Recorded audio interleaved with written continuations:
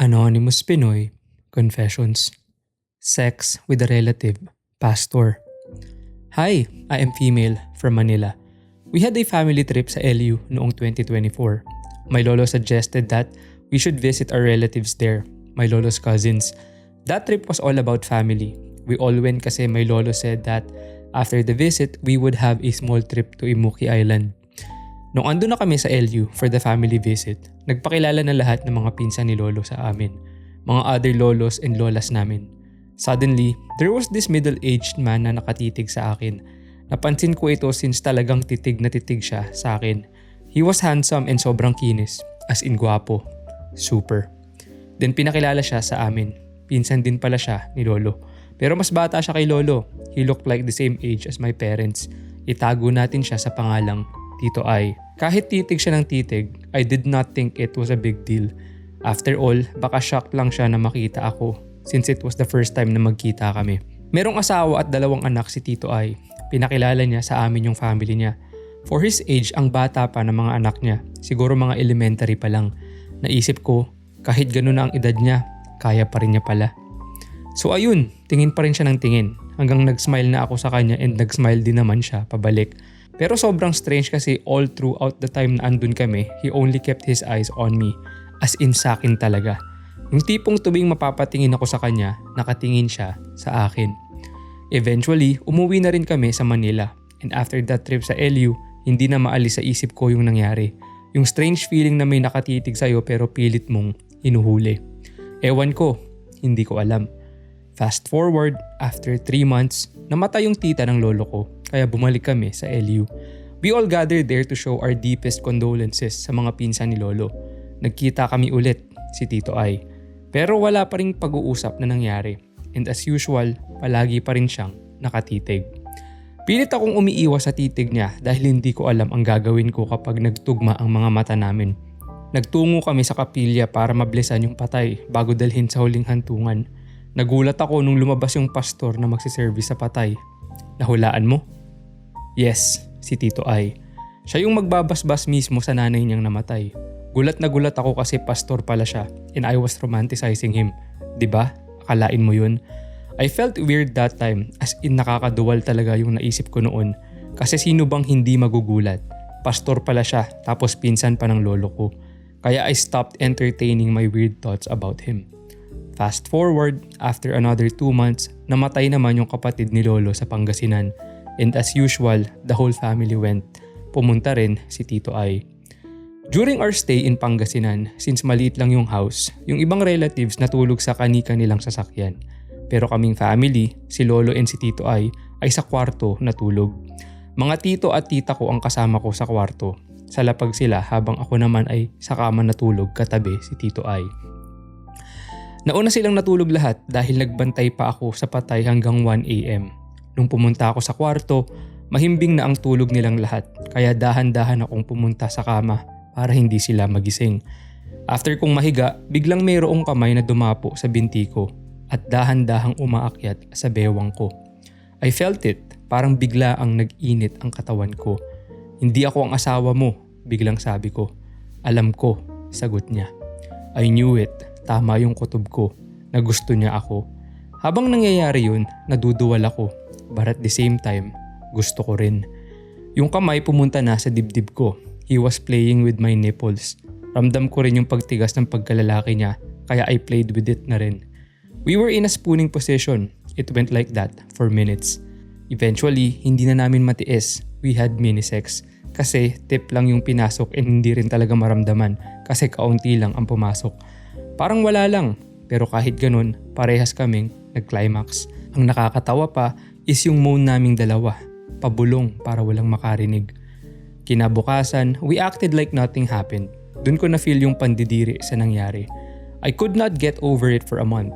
Inad din ako ni Tito Ay sa Facebook but I did not accept it. 5 months had passed. Okay na ako and hindi ko na naisip ang nangyari. Until, in-invite si Tito Ay and his family to be the guest speaker at our church event. Yun palang pastor namin is inaanak ni Tito Ay. I mean, what are the odds, diba? During ng stay nila Tito Ay sa Manila, sa bahay namin sila tumuloy. They stayed in our place for 3 days. I could tell na masaya ang family ni Tito Ay. But I could not help but remember yung nangyari sa amin sa Pangasinan. Sa last day ng stay nila, ginanap yung church event kung saan guest speaker si Tito Ay. Hindi ako sumama sa church dahil hindi naman talaga ako nasanay na mag-church. Lahat ng family ay umattend sa event and ako lang ang naiwan sa bahay. After 2 to 3 hours, nagulat ako biglang dumating si Tito Ay. Hindi ako sure bakit siya bumalik. Nang magkita kami, nagkatitigan. Nasabik. Next thing I know, nasa kwarto na kami. Hubad, magkayakap, nagpapalitan ng laway. We fucked without thinking. Basta, biglaan. Parang mga uhaw na hayop na animoy, walang mali sa ginagawa namin. Malaki, masarap, masyadong magulo. He was yearning every inch of my body. Kakaiba yung pakiramdam. Tipong I was yearning for him and he was waiting for me all this time. Grabe, yung ungol hindi na palihim, hindi pigil. Ungol na sobrang lakas at walang pake. It felt like heaven. After namin matapos, humingi ulit siya ng isa pang round. Ginusto ko rin naman. Sa last round, doon na pinakamaraming naiputok. I moaned his name. I heard him gasping for air, sabay sigaw. Tangina, patawad. Sabay subo ng suso ko. After nang nangyari, we cuddled for a bit. Tapos sinundo na niya yung pamilya niya. Tinanong ko siya kung bakit siya bumalik sa bahay habang nangyayari yung church event. Tapos na akong magsalita, kaya pumunta na ako dito para sana makipag-usap sa'yo about what happened sa Pangasinan. Barangay Hall. Hi! Thunders na po ako. 30 plus na. Kaya sana, wag nyo na akong i-judge. Nangyari to sa Barangay Hall. May seminar tungkol sa healthy lifestyle. Sumama lang naman ako dahil libre ang snacks. Tahimik ang lahat, nakikinig. Seryoso yung speaker at may mic pa. Bigla siyang nagtanong, ano po ang masama sa katawan na dapat iwasan? May sumagot, Yossi. Sa kabilang dako, may sumagot, alak. Ako, tumayo bigla. Hindi ko alam kung bakit. Tapos buong lakas kong sinabi, pagjajakol po, araw-araw.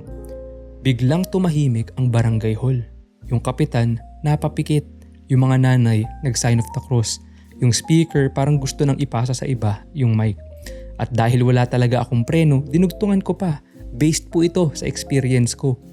Nagkagulo, may tumawa, may umubo, may gustong lumabas. Tinapik ako ng tanod, sabay sabing, Kuya, paawat ka na. Pagkatapos ng seminar, lumapit yung speaker sa akin at pabulong na sinabi, salamat sa honesty mo, pero wag mo nang ulitin ha. Simula noon, hindi na ako muling inimbitahan pa sa kahit anong seminar sa barangay. Pero okay lang, at least honest ako kahit bastos. Pandisalsal. Hi, tawagin na lang akong Babs, 22 years old. Gusto ko lang ikwento ang katarantaduhan na ginawa namin ng girlfriend ko noong nakaraang linggo. May girlfriend ako at madalas kaming nasa bahay. At tuwing nandoon, palagi kaming gumagawa ng kababalaghan sa kwarto ko na hindi alam ng parents ko. E may pagka-freaky din yung girlfriend ko which I like. Normal na araw lang yun, walang bago, nasa kwarto lang kami. Habang nasa kwarto kami, biglang sumigaw ang batang kapatid ko. Kuya, gusto niyo ng pandesal? Sige please, sagot ko. Dinalhan niya agad kami ng pandesal sa kwarto. Habang kumakain kami ng girlfriend ko, bigla siyang tumingin sa akin. Yung tingin na may binabalak at pagka-freaky. Sabi niya, masarap talaga ipalaman ng kondensada sa mainit na pandesal. Pero parang may mas masarap pa dito. Sabi ko, ano? Nasubukan mo na ba yung pandesalsal? Tang-ina. Gusto niyang ipalaman yung tamod ko sa pandesal. Natawa lang ako sa sinabi niya at nagtawanan kaming dalawa. Buong akala ko, nagbibiro lang siya tapos bigla niyang hinawakan ang Jimmy ko at sinalsal ako hanggang labasan ako. Nung labasan ako, lahat ng tamod ay nasa tiyan ko. Kinuha niya yung pandesal niya at ginamit na pamuna sa tiyan ko para ipalaman ang katas ko. Anong lasa? Sabi ko. Masarap raw, manamis-namis at mainit-init. Satisfied raw siya. Natatawa na lang ako hanggang ngayon sa pagka-freaky ng girlfriend ko. Paminta. I'm 26 years old, straight guy. Ikakasal na sana sa fiancé ko, kaso nagloko siya. Noong kami pa ng ex-fiancé ko, we did not have sex penetration since I was respecting the culture and her family. Gusto ko gawin yon after namin ikasal. Lagi namin yon pinag-aawayan na kesyo may iba raw akong kinakantot or baka raw bading ako. Palagi ko naman pinapaliwanag sa kanya yung situation. Fast forward, I needed to undergo training for 6 months. Sakto, pagtapos ng training, diretso kasalan na. Sa training site, walang contact outside kaya wala akong idea sa nangyayari sa outside world. Fortunately, meron akong relative sa training na may contact sa labas so hindi ako masyadong na homesick. 5 months into the training, nabalitaan ko na may lalaking inuuwi ang fiancé ko sa mismong bahay namin. At sabi pa ng mga kapitbahay, rinig na rinig ang late night parties nila, pati na rin ang ungol nilang dalawa kapag nagsisex. Nakakaputang ina lang. Hindi ko alam ang gagawin ko that time. Napaka-agonizing ng experience. So after ko makalabas ng training, hinarap ko sila. Nalaman ko, tropa ko pa pala, yung guy. So to not make the situation worse, tinanggap ko na lang at ako na ang lumayo. I was sober for years, pero after the cheating, puro alak kahit nasa training ako. Ang laging nasa tabi ko nun is yung kabady ko sa trabaho, si E. I know paminta siya pero hindi niya pinapahalata. Kapag lumalabas ako ng CR after maligo, hindi siya sa mukha ko nakatingin, kundi sa baba siya nakatingin. At lagi siyang nagpapanik kapag inaakbayan ko siya. One time nag-inom kaming dalawa. Ang usapan ay tungkol sa ex-fiancé ko. Hagulgul ako nun, tanda ko. Lasing na lasing kami nung gabing yon, kaya humingi ako ng pabor kay Ina kung pwede niya ako alalayan sa shower dahil sobrang wasted ko talaga. Hindi naman big deal sa akin na makita niya akong hubad since parehas naman kaming lalaki. Tinulungan niya ako maligo at damitan. Sobrang wasted ko nun pero I can still remember everything. What he said and what he did. Bandang 2 AM, naramdaman ko may kumakalikot sa parting ibaba ko, below the belt area. Hinahaplos-haplos ako ni E. Hindi ko alam kung papalag ba ako pero hinayaan ko lang siya. I just remembered saying, use protection and dispose it properly. Nilagyan niya ako ng kondom. Tapos umupo siya sa akin. Tapos panay siya. Aray, tangina, ang laki. Natatawa lang ako that time kahit lasing. Tapos bigla niyang sinabi, tangina, sinayang ka ng fiancé mo. Pinatigil ko siya nung narinig ko yun. Na bad trip ako at natulog na lang. Pero before ako natulog, naalala ko yung palaging sinasabi ng ex-fiancé ko. Baka kumakantot ka ng iba or baka bakla ka. Napatanong ako sa sarili ko, bakla ba ako? Paminta rin kaya ako? Why did I let it happen? Kinabukasan, nagpatay mali siya ako at sinabi kay Ina wala akong matandaan. Pero ang totoo, alam ko ang lahat ng nangyari. Ang hindi ko lang alam that moment is kung ano ba talaga ako. Sexually attracted to my 17-year-old pamangkin. Nangyari ito last December 2024. Nagbakasyon ako sa bahay ng pinsan kong babae. Kakauwi lang nila ng asawa niya galing abroad.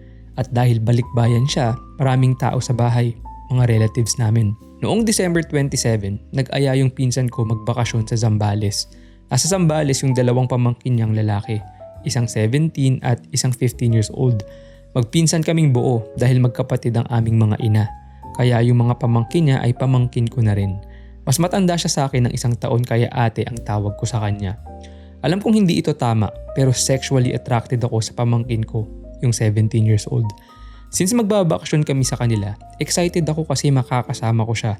Iba yung excitement na naramdaman ko dahil nalaman kong mag-check-in kami.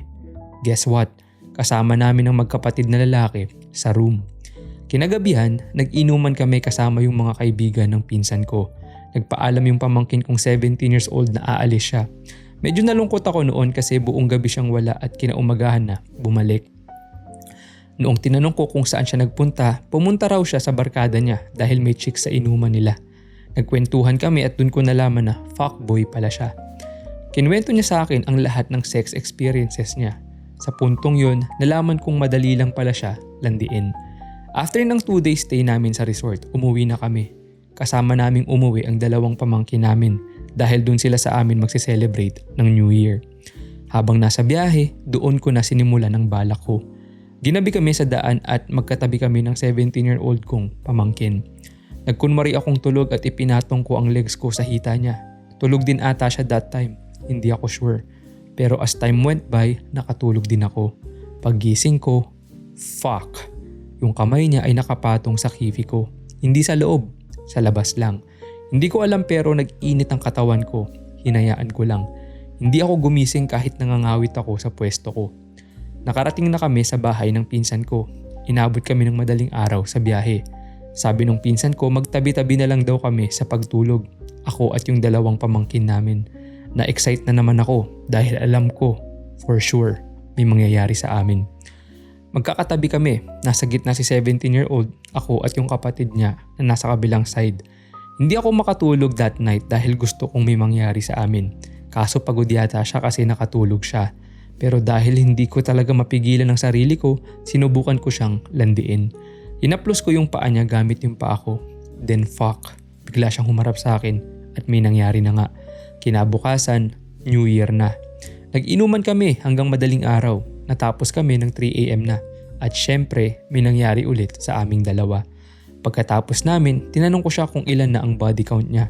Marami-rami na rin daw at naikwento niya na nagalaw niya na rin pala ang ate ko. Public service announcement. Hi! Tawagin niyo na lang akong Mark. Thunders na. At sana natulog na lang ako buong araw nung araw na yun. Nangyari to sa terminal ng bus. Pauwi na sana ako. Naghihintay. Siksikan, mainit, lahat ng tao, pagod. May announcer na paulit-ulit nagsasalita sa mic. Hindi maintindihan. Biglang lumapit yung guard sa akin. Boss, baka pwedeng ikaw muna mag-announce. Wala yung announcer. Ako naman, bida-bida.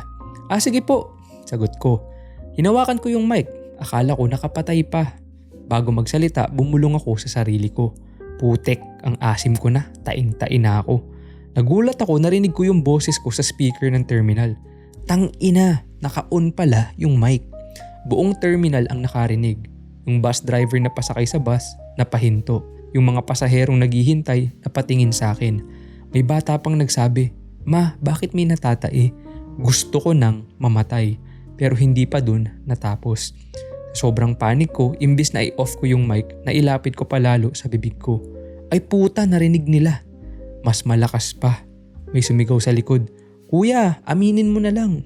May pumalakpak, may tumawa, may nagvideo. Hindi ako sumakay ng bus. Hindi ako umuwi agad. Sa halip, naglakad na lang ako pauwi. Iniisip ko kung pwede pa bang magpalit ng pangalan at barangay. Kung may rewind button lang sana ang buhay. Hay, grabe, nakakahiya. MRT. Hi, 33, female. I work as a lawyer and halos araw-araw akong nagko-commute papuntang work. But February 15, 2023 was a completely different experience. Sobrang dikdikan ang mga tao sa MRT that day. Hapon na at puno na ang lahat ng upuan. The seats were filled with workers, students, and couples. Dahil wala nang maupuan, napunta ako sa gilid, nakatayo.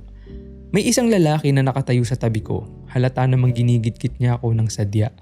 He looked like he was in his mid-50s. Matangkad, medyo matipuno at nakakap na itim. Mukhang corporate employee. Maya-maya pa, tumayo na siya behind me. Hindi na ako makaabante since there was no space na nga since sobrang sikip na. And his front side was literally touching my backside. Then bigla niyang tinakpan ang sarili niya gamit yung mahaba niyang jacket. Tapos bigla ang itinaas yung skirt ko at pinasok niya yung kamay niya sa loob ng panty ko. Nanigas ako, nagulat, sobrang takot. Gusto kong sumigaw pero parang nawalan ako ng boses. Na-frozen ako at wala akong magawa. Hinayaan ko lang siya. Habang ginagawa niya yun, I was silently crying. And hindi ako makahingi ng tulong. I was waiting for someone to look at me directly in the eye so I can signal for help pero walang nakapansin. Parang sanay na sanay siya sa ginagawa niya dahil parang normal lang siyang nakatayo while people don't even know na may ginagawa siyang kahayupan beneath his jacket. This was my first time since never pa ako nagka-boyfriend and this was the first time na na-violate ako. It lasted for maybe 10 minutes and it was the longest 10 minutes of my life. Doon na nangyari ang lahat sa loob ng MRT sa gitna mismo ng biyahe habang puno ng tao. Pagkatapos, binaba niya yung skirt ko tapos umarte na parang walang nangyari. Pagbaba niya, bumaba rin ako agad. Hindi ko matandaan kung anong station yun. Basta bumaba lang ako. That day, nagstay lang ako sa MRT station for a few hours. Trying to process what happened. Hindi rin ako nakapasok noon sa work. Ever since that day, sobrang takot ko nang sumakay ng MRT. And sobrang paranoid ko na sa tuwing nasa MRT ako, lagi siyang nakapaligid. 4 months. I'm 26, male. My hands are literally shaking while typing this. I have a girlfriend, si Emma, 25 years old. 3 years na kami. Tapos si Jake, best friend ko since high school pa. Sila yung dalawang pinaka-important na tao sa buhay ko.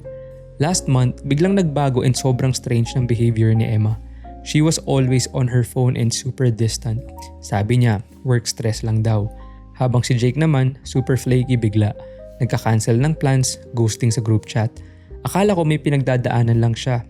You know, kagabi, nag-decide ako i-surprise si Emma ng food. Sabi ng roommate niya, umalis daw siya hours ago. And she left with that tall guy with the tattoos daw. Tang-ina, si Jake yun. Super specific ng arm tattoos niya. Alam ko na agad. Nag-drive ako papunta sa place niya. Parehong nasa labas yung cars nila. I waited outside for 20 minutes, trying so hard to convince myself na baka mali lang ako, na baka coincidence lang. Kumatok ako, matagal bago binuksan. Binuksan ni Jake ang pinto, naka-sweatpants lang and sobrang guilty ng itsura niya. Tapos nandoon sa couch yung jacket ni Emma. I did not say much other than, how long? Hindi niya ako matignan. Lumabas si Emma from his bedroom, umiiyak. 4 months. Nagsimula raw noong birthday party ko, nung lasing sila. Tapos tuloy-tuloy na after that. 4 months na naglalaro si Jake ng video game sa couch ko habang tinatarantado niya ako. 4 months na sinasabi ni Emma sa akin every night na mahal niya ako. Tang-ina lang talaga. Umalis ako nang walang sinasabi. Pag uwi ko, binlock ko silang dalawa agad. Ngayon, nagtitext si Jake sa brother ko at nagsasorry. Si Emma tumatawag from random numbers. Pareho nilang sinasabi, it was a mistake. Mistake? You don't accidentally fuck your best friend's girlfriend for 4 months. Nag-leave ako sa work today kasi hindi ako makapag-function ng maayos. Both of them were my whole support system. And just like that, they are gone. Bigla akong pinwitan. I am 22, female. I have a boyfriend. Kahapon, habang nagsisex kami, bigla niya akong finlip over to do missionary. Normal naman yun as he does that all the time. But this time, instead na ipasok na sa vagina ko, bigla niyang ipinasok sa puwet ko. Sobrang sakit dahil first time ko yun and without my consent. Tapos he pinned me down, hawak yung dalawang kamay ko like hindi ako makagalaw. Tang-ina, sobrang stunned ko. Literal na nag-freeze ako at hindi makapag-react kahit isang salita. Worst part is he just kept going.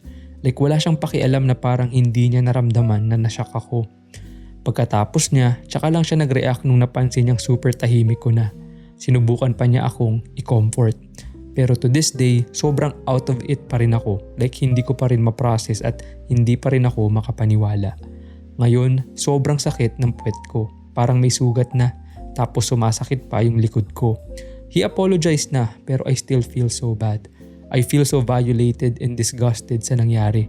Hindi ko alam kung ano ang gagawin ko. Feeling ko para akong na-rape dahil wala akong laban nung nangyari. I'm so confused and hurt pa rin. Paano ba to? Should I talk to him about it or what? Kasi right now, sobrang sama talaga ng loob ko. Tang-ina, bakit ba ganito?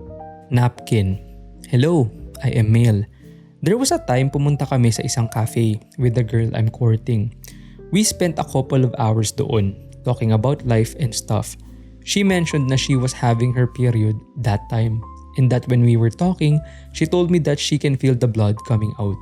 She also had friends na dumating sa cafe noon, and they came to sit with us at our table. When she went to the bathroom, I asked her friends what should I gift her for her birthday. They suggested flowers and a handmade gift. We all spoke for a couple of minutes and I realized she was taking a bit long inside the bathroom, so that made me think that maybe she was changing her pads. Eventually, she came out.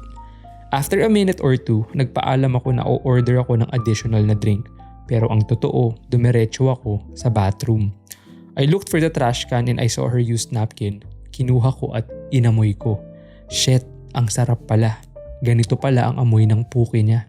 Marami siyang dugo sa pad noon at inamoy ko. Wala namang amoy, pero grabe. May mga parts ng pad noon na mabaho. Kaya alam kong amoy ng puki niya yun. Plano ko sana iuwi yung pad kaso baka magtagal kami sa cafe. Kaya iniwan ko na lang. Jollibee fries. Just call me Samantha. This story happened when I was 17 years old, grade 12. I had a boyfriend named Rafael. He studied in the same school as I did, pero magkaiba kami ng strand. He was the gangster type, maporma, gym rat, rich kid, and a foodie. And because of that, maraming nagkakagusto sa kanya. Every Saturday, lagi kaming kumakain sa labas. Fast food chains, turo-turo, and sometimes fine dining restaurants. Depende sa gusto ko. He always treated me like a princess. Libre dito, libre doon. Noong bago pa lang kami, sabi ko 50-50 kami sa bayarin kapag kumakain. Pero ayaw niya. Barya lang naman daw yun para sa kanya. One time kumain kami sa labas. Sinama ko yung best friend ko, si Trixie. We had a good time. Nag-shopping pa nga kami. After that specific date, biglang naging cold si Rafael sa akin. Biglang ako na lang lagi ang nag-i-initiate ng conversation sa messenger. Tapos ang tagal niya mag-reply at sobrang iikli. Dama mo na wala talagang emosyon. Hindi rin naman kami masyadong makapagkita during school hours since graduating students kami. Super busy, and I respected and understood that. Mas lalo akong nabahala when 2 consecutive Saturdays niya akong hindi inayang lumabas para mag-date. Kasi simula nang naging kami, every Saturday lumalabas kami. At walang palya yun. At kung hindi man kami makapag-date, may valid reason talaga. Pero yung 2 consecutive Saturdays na yun, wala. Nalaman ko na lang na may relasyon na pala sila ni Trixie. May nag-send sa akin ng picture nilang magkasama sa mall at magka-holding hands. I was flabbergasted. Hindi ko inakalang may ganun na palang nangyayari. Lalo na malaki ang tiwala ko kay Rafael dahil sa princess treatment niya sa akin. One Saturday, inaya niya ulit akong mag-date. Tinanong niya ako kung saan ko gustong kumain and I said, Jollibee. Sa araw ng date namin, na-late ako dahil may period ako noon. Pagdating ko sa Jollibee, nagulat ako. Nandoon na siya at kasama niya si Trixie. Tinanong ko siya kung bakit hindi niya pinaalam sa akin na pupunta rin pala si Trixie. Ang sabi niya, nakalimutan niya raw akong sabihan. Umorder na kami at syempre hindi mawawala ang paboritong order ni Rafael na large fries sa Jollibee. Nag-CR ako, dala-dala ang isang pakete ng maliit na ketchup. Sa loob ng bag ko, may syringe at gamit na napkin na puno ng dugo na naka-plastic. Binuksan ko yung sachet ng ketchup at finlash ko sa toilet yung laman. Gamit yung syringe, nilipat ko yung dugo mula sa gamit kong napkin papunta sa loob ng sachet ng ketchup. Bumalik ako sa table namin at piniga ko sa ibabaw ng tissue yung ketchup para gawing sausawan ni Rafael. Hinaluan ko yun ng totoong ketchup para hindi mahalata ang texture at amoy. Hindi muna ako kumain. Pinanood ko siya habang kumakain. Hinihintay ko siyang magsawsaw sa ginawa kong ketchup. Hindi ko napansin na may order din pala si Trixie na fries. Siya ang unang nagsawsaw sa ketchup. Tapos sumunod naman si Rafael. Kitang-kita ko sa mga mukha nila ang hindi maipaliwanag na reaksyon. Sabi ni Trixie, lasang weird daw yung ketchup. Hindi ako nagsalita at kinain ko ang chicken joy ko. In the end, naubos pa rin nila yung lasang weird na ketchup. 2 weeks after that date, nakipag-break ako kay Rafael. And ngayon, 4th year college na ako. Hindi ko pa rin makalimutan yun. At natatawa na lang talaga ako. Jollibee parking lot. Hi, I'm 30, female. Tawagin niyo na lang akong Anya. Sa unang taon ko sa college, nakilala ko siya, ang classmate kong sobrang cute. Chinito, mature, at may accent na Inglesero dahil lumaki siya sa US. Itago na lang natin siya sa pangalang Rocky. Rocky is a Phil-Amchi at talaga namang napaspark niya ang puso ko. Mula sa unang araw, patay na ako sa kanya. Dumating pa sa point na nagdadasal ako gabi-gabi na magkatuluyan kami. Kahit hindi ngayon, pero someday. Ramdam ko ang kakaibang connection namin. Parang isang unspoken bond na walang salitang kailangan. Akala ko pa nga may nararamdaman din siya para sa akin nung una. Sobrang pilingera talaga. Pero bakit hindi ako na-pursue? Siguro kasi dahil 17 pa lang ako noon and he was 23. Bawal nga naman yun. Lol, bantay bata 163 yun. Lumipas ang mga araw, linggo at buwan. Pareho kaming nasa same circle of friends kaya madalas kaming magkasama. Mga group hangouts, late night talks at shared laughter na lalong nagpalalim ng lihim kong paghanga. Secretly, iniisip ko, shit, sana kiss me na lang kahit lasing tayo. Game ako kahit 1 kiss lang, kahit nga kiss sabay hug pa eh. Pero nanatili akong tahimik hanggang sa nagka-girlfriend siya. Parang dinurog ang puso ko noon, ang sakit na halos hindi ko ma-describe. Yet, life must go on. Naghanap ako ng sariling saya. Nag-explore, nakipag-date, nag-jowa, nag-excel sa school, nagkaroon ng robust social life. And slowly, for some reason, tumaas ang confidence ko. I really grew from first year college to third year.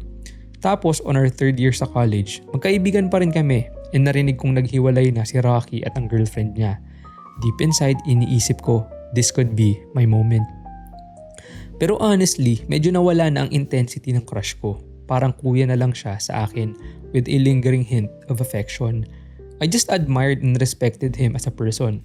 Then came the college soiree. Pinush ako ng friends ko na i-ask siya maging date. Ako naman, by then, wala na akong inhibitions. Super game ako sa lahat. So I asked him. His reply, I will be honored. Hala, gago.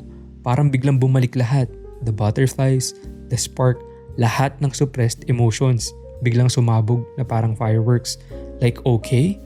So Rocky and I attended the ball together. And from that magical night, under the twinkling lights with soft music playing, the rest, as they say, is history.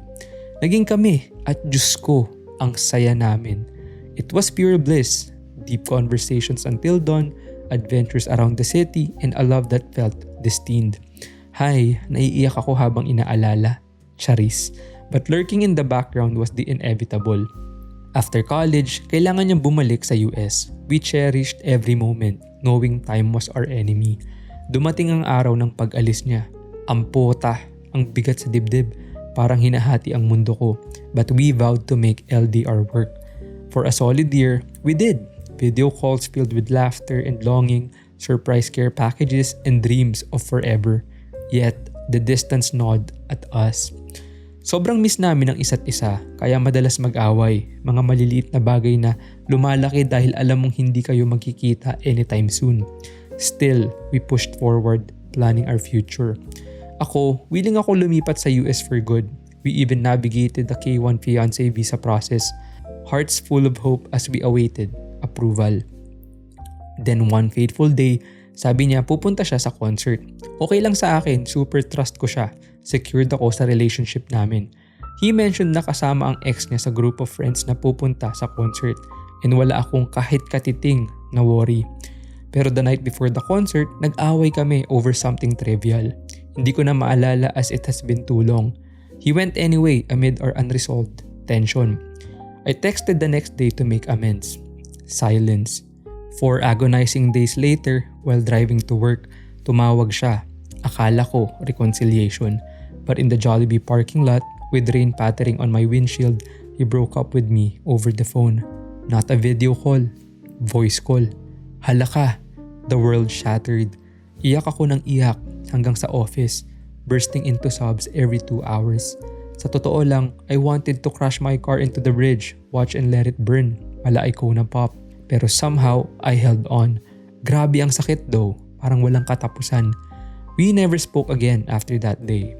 However, 2 months after our breakup, may dumating na sulat, our K1 visa approval. Halos magwalling ako sa frustration at heartbreak. Ang ironic, ang cruel ng timing, wala na siya. At kahit gaano ko kagustong ibalik ang oras, hindi na posible. I thought I would never heal, that the wound would scar me forever.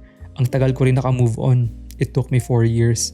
Sa totoo lang, this is the first time I wrote this story down and it feels cathartic, like therapy for the soul. Now, 9 years later, here I am. Ang dami nang nagbago. Nakalimutan ko na siya. Minsan, I still joke about it. Funny lang kasi dati, hindi ko masabi ang pangalan niya. Most importantly, I am now in a profoundly happy, committed relationship. The feelingera in me tells me na malapit na rin akong ma-engage. Ramdam na ramdam ko, lol.